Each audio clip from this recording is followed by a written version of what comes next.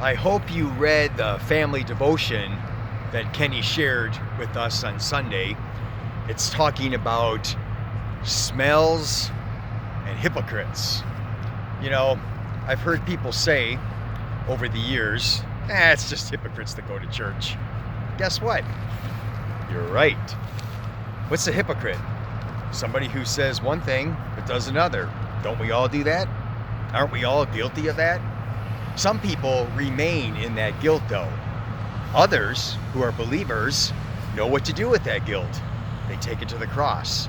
That's what we do when we gather, whether it's a church inside of a building or a gathering outdoors, a gathering of believers in the home like the New Testament church did.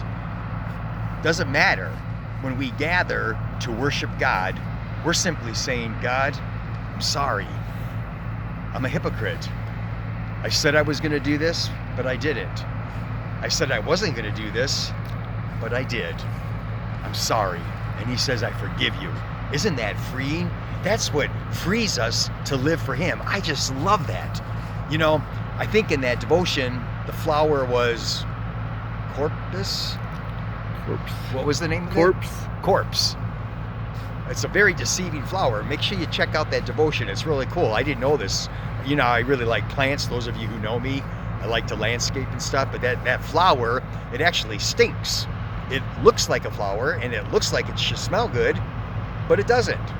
It's like a hypocrite flower. That's how we are sometimes. Christians ought to act a certain way, but guess what? We're fallen. We live in a fallen world. We're fallen creatures. We don't always smell like we should. But Jesus came and he dealt with that.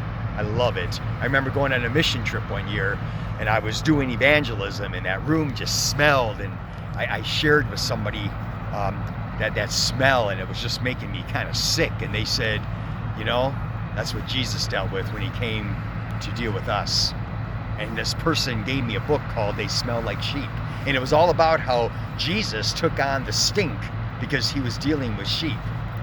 When we deal with certain situations, it can be pretty messy, it can be pretty stinky. But that's what Jesus did for us. And now, God looks at us in an entirely different way. For those who know Jesus, for those who know the forgiveness that comes from what he did on the cross, in God's eyes now, okay, we are the aroma of Christ. He smells a sweet smell. He smells the sacrifice that his son made for us. We are forgiven, we are renewed, we are strengthened in that. And I hope it strengthens you today as you start another week. This is Pastor John from the branch. Have a great day.